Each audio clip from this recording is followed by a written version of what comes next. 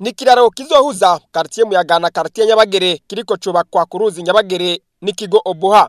Abenegihugu baba hafi hariko hubakwa ico kiraro bamenyesha ko kije hageze. Ahubwo cyari cyaratevye kuko ukungene hari hameze haragatarugwa gatonyi umuntu kugira ngo gace ko bikagorana haro nabo tibukira mu mazi mbere hageze no mwijoro wasanga nibisuma vyaje ngaha ni ibintu byo gushima cyane gose abaza kudushorera mu byo tudandaza ngaha tubaza ko bazogwira cyane gose kuko bazobaja bukira hafi.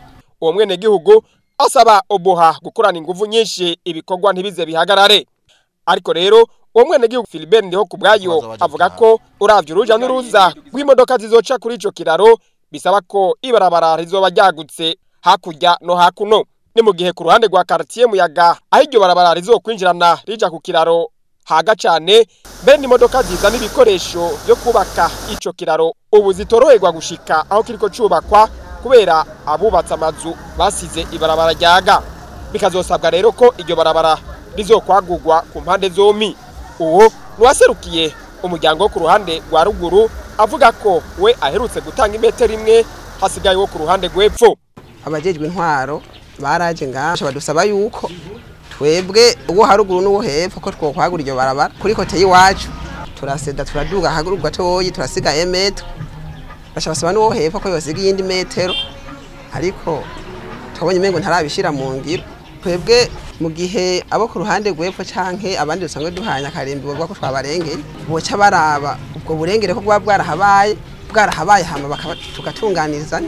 Uwaserukiye umuryango wo ku ruhande rw'epfo nawe avuga ko basize imetero zitatu kuva kera ariko abo ku ruhande rwa ruguru atazo bari bwasige. Ku ruhande rw'iwacu twaje dusiga imetero zitatu ziva hajya zigashika kuri iri tongo urumva nizo ngaha gaweda ni metero imwe yatanze ntikwiriye. Kibazo ryanzu yubakiye ku borne nyene uyu yaguze itongo yaciye agurisha wagarutse kugura turamubwira ati burya naho uri kuragurira itongo nta barabara muri atanga. Mu gihe abashikiranganje babiri ujeje inyubako n'uw'intwaro hagati mu gihugu haheze imyaka ibiri bishikiye muri ico kibanza kwirabira ahazokubakwa ico kiraro kiriko cubakwa ubu abene gihugu baba muri ako gace bakaba bemeza ko iyo nzu yubatswe inyuma y'ugo rugendo rwabo bayubaka gushika ahari hasanzwe ibarabara.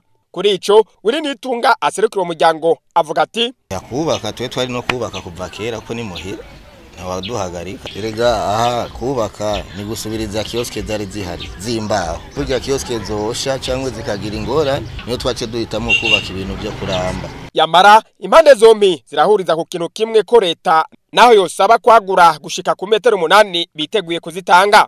Mu gihe bodusaba gutanga izo zindi cyewe nibaze yuko nshikosha kugarariza ibyo waba dusabye muri ico gihe.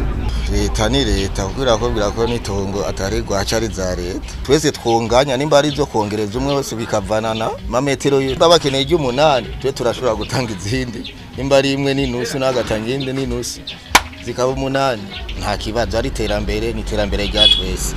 No ku ruhande rwo hakurya muri quartier Nyabagere nuko nyene ibarabara riraga abene gihugu batashimye kuvugira kuri mikro barakenguruka umuzo w'ico kiraro. Bamwe muri bo ngo bariteguye gutanga imetero zo kwagura ibarabara zizosabwa ku batavyumva nabo ngo leta izokwisunge aho yacishije insinga z'amatara ya Regideso kuva kera ngo bizwi ko hari mu ibarabara barengereye.